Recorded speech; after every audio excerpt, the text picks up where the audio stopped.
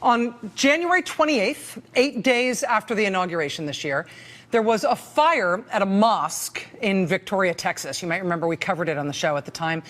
Victoria, Texas is not a huge place, has a population of about 60,000 people.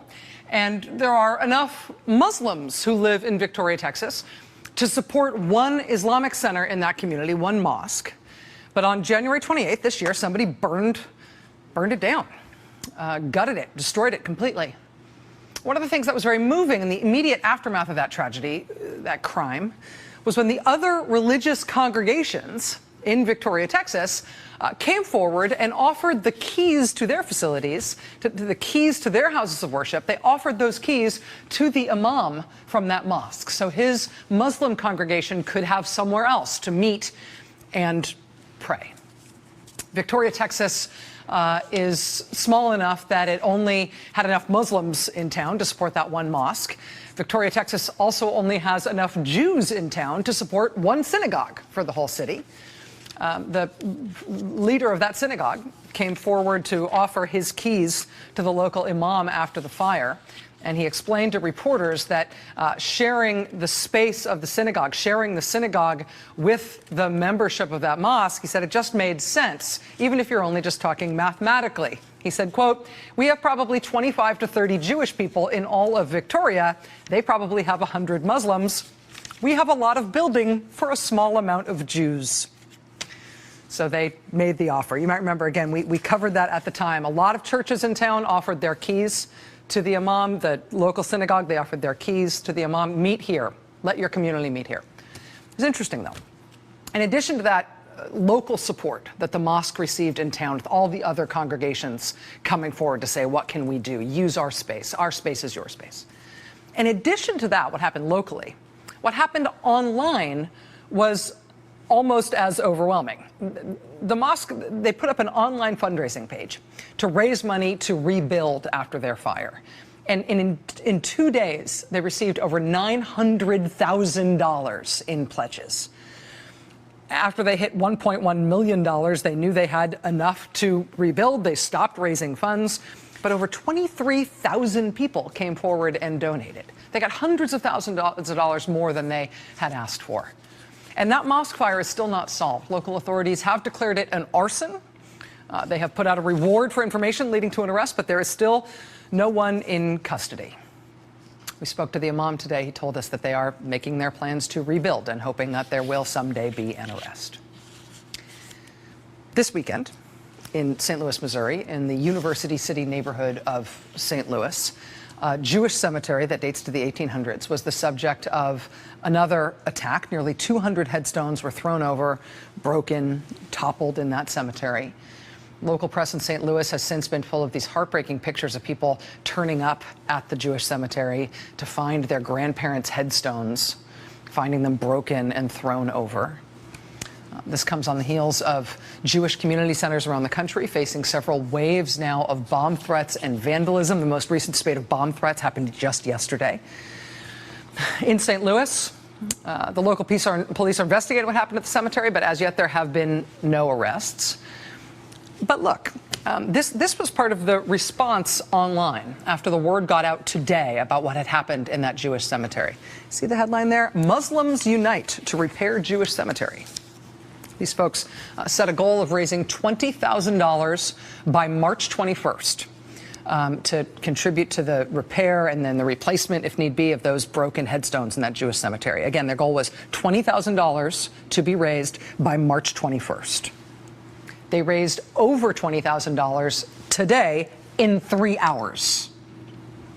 In this case, they say they're going to continue to raise money at least for a while longer. Quote, any additional funds raised in this campaign will assist vandalized Jewish centers nationwide. But that $20,000 they raised today in 3 hours, that'll go to that cemetery in St. Louis to repair those headstones. They say, quote, Muslim Americans stand in solidarity with the Jewish community to condemn this act of desecration. We are at an unusual time in our history, you might have noticed. National politics has veered, and it keeps veering in unexpected directions. It's sort of hard to know on any given day what is likely to happen next. That can sometimes be exhilarating. It's mostly exhausting. But even in unpredictable times, some principles of human behavior, human reaction, human decency, right, still hold. And what we are learning in this new era that we're in the Trump era, what we're learning already 4 weeks into this, is that no matter how strange things get in national politics, you can still count on Americans to do some predictable things. You can still count on the principle that in our politics, when there is an action, there will be a reaction. And as radical as these changes feel in Washington, the radical changes in Washington and the things they have made us worry about as a country, they are also causing a strong and serious change all over the country outside of Washington, in the cities and in the small towns, in red states, in blue states, everywhere. And it's not as easy to track because it's not all happening in one place with a national press corps there to look at it. But if you start looking for it, it's almost stunning. In just a few minutes on the show, we're going to be talking in detail about the new mass deportation plans that have been outlined by the new administration as of today. Also, the expectations for the new version of their Muslim ban and refugee ban that they're expected to roll out before the end of the week. That's what's happening in Washington. Part of the reaction to those orders and to those plans, we've seen in the courts. When the memos about the deportation plan started circulating today, the ACLU said this, quote, President Trump does not have the last word on deportations. The courts and the public will not allow this un-American dream to become a reality. So part of the response we're seeing is legal and in the courts. Part of it is also just out in public and sometimes in surprising places in public. Today, someone somehow managed to unfurl a refugees welcome banner literally on the Statue of Liberty. I have no idea how they got out to the Statue of Liberty and got this banner onto it, but that happened today. You also see the response in these public protests that we have seen on an almost rolling basis, on an almost daily basis since the inauguration. We saw large protests this weekend, mostly focused on the travel ban and in support of immigrants. We saw them in a lot of major cities over the last few days, in New York City, in Atlanta, in Los Angeles, in Chicago, in Washington, D.C. But you know what? It's not just in the big cities where you are seeing this stuff. It's also happening in unexpected places. We got in some footage today. Look at this. This is Rehoboth Beach, Delaware, of all places. No wall, no ban. Rehoboth Beach, Delaware. Okay.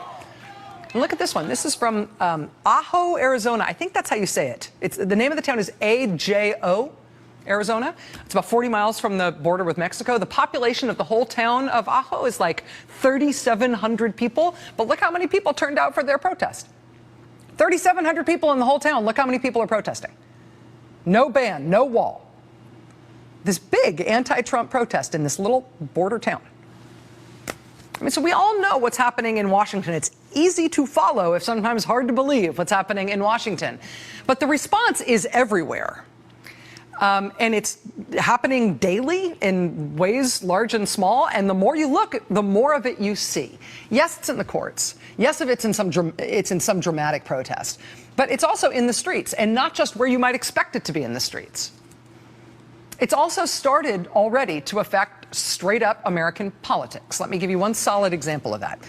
One of the practical consequences of these new deportation orders, and they don't like to talk about it much yet in Washington, but they will have to soon. One of the practical consequences is that the new administration is going to apparently go back to using private for-profit prisons to lock people up in federal facilities and immigration facilities. In the Obama administration, the Justice Department official who wrote an order, who wrote the memo explaining that the federal government would no longer use private for-profit prisons, who wrote the whole rationale explaining why in the Obama administration they were getting away from that because of all the problems with private prisons. The justice official who wrote that directive in the Obama administration, who signed her name to that in the last administration, was the then Deputy Attorney General, Sally Yates, Right? Okay. Sally Yates is now a household name. Sally Yates is now famous for her 10 very consequential days as acting attorney general after the Obama administration ended and the new administration started. Sally Yates is the one who warned the White House that National Security Advisor Michael Flynn was lying about his interactions with the Russian government. A week after that, she warned the White House that their Muslim ban was illegal. It was unconstitutional. She told them that she would not direct the Justice Department to defend it in court. The new president fired Sally Yates for that. But you know what? She's been proven right in her assessment of how the courts would see that Muslim ban. The Muslim ban very quickly proved indefensible in court. The Trump administration has now tacitly conceded her point by withdrawing their Muslim ban and planning to draft a new one. So, I mean, you look at somebody like Sally Yates. Before 1 month ago, she had this interesting and accomplished but fairly low-profile career as a prosecutor and as a Justice Department official. Now she is a household name. I mean, in moments like this, in moments of political transition, you never know who's going to be called to rise to the occasion. You never know who's going to become an overnight hero because of the circumstances they find themselves in or because of actions they feel by conscience they must take. But now look at this. Sally Yates is from Georgia. She's from Atlanta.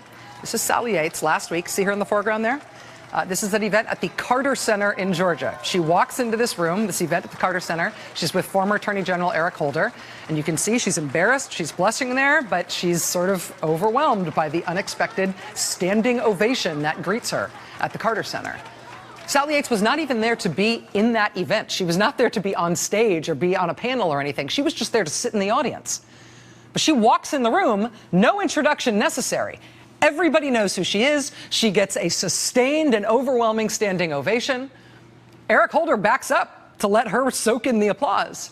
And even though she's not part of that event, she's not on the stage, she's not part of the panel, the audience questions at that event at the Carter Center last week ended up getting directed at her. Sally Yates, will you please run for Congress? Sally Yates, will you please run for Senate? Sally Yates, we all know who you are now. We'd love you to run. Georgia Democrats now say they are seriously lobbying Sally Yates to run for Georgia governor when that seat opens up next year. That's Georgia. Look at Virginia. Virginia is a blue state now in many ways. It went for Obama in 2008, went for Obama again in 2012, went for Hillary Clinton in November by more than 5 points. That said, a lot of Virginia is still very deep red. The legislature is still Republican by a little bit in the Senate and by a lot in the House. Virginia holds their elections in odd-numbered years. So their legislature was up in 2015. They're up again this year, 2017. And, you know, Southern Democratic parties, including Virginia, have become notorious in recent years for not even bothering to run Democratic challengers in a lot of red districts, not even bothering to try. That apparently is no longer going to be the case. That is not going to be a problem this year in Virginia. Virginia Democrats have identified 17 districts in the state this year where Hillary Clinton won the presidential race, but the local state legislator is a Republican. Virginia Democrats tell us tonight they have recruited Democratic challengers to run for the legislature in every single one of those 17 districts. In fact, they tell us they have already succeeded in recruiting Democratic challengers against Republican incumbents in 45 districts. They've already got candidates to challenge 45 Republican incumbents. That's way more Democratic challengers than they have ever run in recent years. And it's still a ways off from the deadline. Deadline for filing for the primaries isn't until March 30th. But they've already got Democratic challengers to 45 Republican incumbents. The Democratic caucus chair in the Virginia House tells us tonight Democrats are seeing, quote, unprecedented interest from potential candidates. She tells us, quote, we have never felt so much energy so early as we are feeling on the ground now in Virginia. The House Democratic leader in Virginia told us tonight that they believe that Virginia this year will be, quote, the first referendum on the divisive and chaotic presidency of Donald Trump. And obviously, Virginia Democrats think that that kind of a referendum will go their way. And apparently, it's not just places like Georgia and Virginia where this is happening. This appears to be a national phenomenon. The leadership of the DCCC, which is the House Campaign Committee for the Democratic Party, they did an interview with National Journal this week about their recruitment efforts to find Democratic congressional candidates across the country. Again, this is for federal candidates for Congress. They say their priorities are to find Democratic candidates in districts where right now there's a Republican incumbent, there's a Republican incumbent member of Congress, but Hillary Clinton won that district. Or Hillary Clinton only lost by a little. She lost by 4 points or less. That's their priorities for finding Democratic recruitment, for Democratic candidates for Congress. How are they doing at finding candidates? Well, the recruitment chair for the DCCC tells the National Journal that actually being recruitment chair for the DCCC is usually kind of hard. He says in years past, quote, getting somebody to run was like pulling eye teeth each and every time. It was very hard to get people to say, I see this as part of public service. I see this as a part of my patriotic duty. Now, though, quote, it's not hard to get people to see it that way at all. Now, says the recruitment chair for the Democratic Party trying to find Democratic candidates for Congress, now he says, quote, we are reigning candidates. This is an unpredictable time in our national life. I mean, what has changed in Washington has changed the way people spend their time around the country. These indivisible groups that formed around this indivisible guide for practical politics, for influencing Congress and stopping the Trump agenda, that indivisible movement, there's more than 7,000 indivisible groups now that have formed in all 50 states around the country. More than 7,000 of them. And that's just the indivisible groups. What's changed in Washington has caused individual people who never wanted to run for Congress before, who never wanted to run for office before, it's caused individual people to change their lives, change their priorities, to volunteer to run. Districts in Virginia where they've never had a Democrat run at all in recent years now have 1, 2, 3, 4 Democrats competing in the primary this year because they all want to run. What's happened in Washington this year has changed the lives of people who are already in politics as well. People who are already in Congress, already in the Senate. You know that this week Congress is off for the President's Day holiday. They take a recess, a week-long recess, and they're expected to go home to their districts and meet with their constituents. Well, for Republican Congressman Ron DeSantis of Florida, this is what it looks like outside his district office back home. Investigate Putin-gate. These are his constituents telling him what they want him to do in Florida. It's called treason, Trump and Putin. This is outside the office of Republican Congressman Mike Kelly in Pennsylvania. Meet with us, Congressman Kelly. Republican Congressman John Katko, his constituents in Syracuse, New York, have been demanding over and over and unsuccessfully that he meet with them to hear their concerns about the Trump administration. After all that pressure on him, the local paper jumped on board yesterday and published this editorial. Representative Katko should meet with his constituents. Congresswoman Kay Granger, Republican representing Fort Worth, Texas. She went home for a Republican Lincoln Day dinner this week. This was the scene that greeted her outside. In Tennessee, this is the district office of Republican Congressman Scott DesJarlais. In New Jersey, this is what Republican Congressman Leonard Lance is having to deal with at his home district. Darn people singing outside his office trying to meet with him all the time. In Buffalo, New York, Trump-supporting Congressman Chris Collins, look at this. His district is dealing with boisterous crowds who do not appear to agree with his support of Donald Trump. This is Chris Collins' district office in Buffalo. His downstate colleague, Republican Congressman Dan Donovan, is dealing with much the same thing. His constituents standing outside his local district office yesterday yelling, "Whose side are you on, Dan? Whose side are you on?" It's even getting to the point where it's embarrassing at the grocery store. Look at the milk jugs there. Republican Congressman Paul Cook represents a big rural district in California. These are now the milk jugs you can get at the grocery stores in his district. They say, where is Paul Cook? Pray for Paul. Congressman Paul is missing. He won't meet with his constituents. When members of Congress and senators do meet with their constituents now, we're starting to get a sense of what that looks like all over the country, no matter how red the state is, no matter how red the district is. Senator Chuck Grassley of Iowa prides himself on being super available to his constituents and holding meetings all over the state of Iowa. He's been doing that for a long time, but they don't usually go like they went today. Why shouldn't the Democrats filibuster, obstruct, and delay the current president's nominee to the Supreme Court for a year or even 4 years, given that you've set this precedent?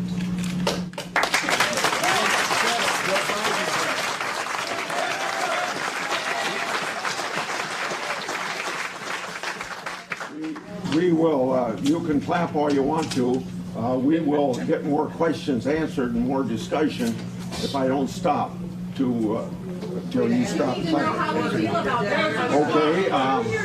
What I'd like to do is go down the list here, and the person that brought up impeachment, tell me, I'll listen to you and then answer if you ask a question.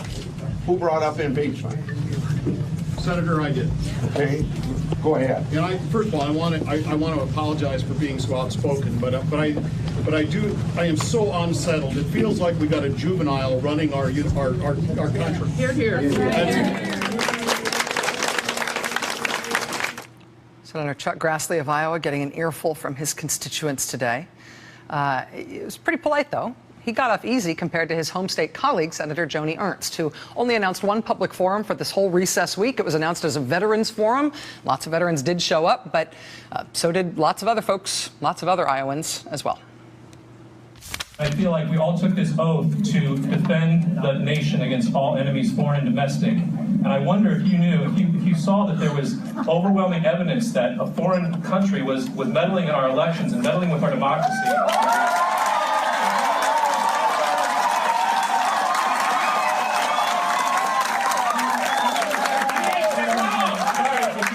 Your senator to go to work every day and work vigilantly to get to the bottom of that.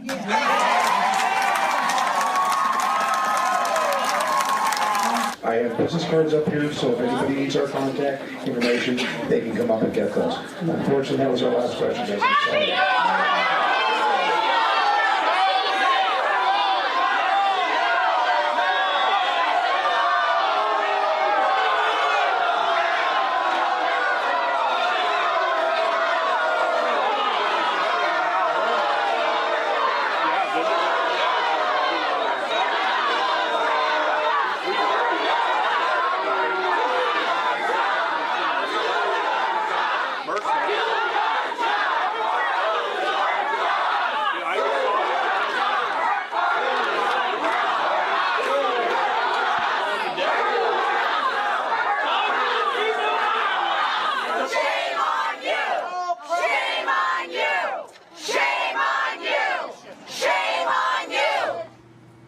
And then she left.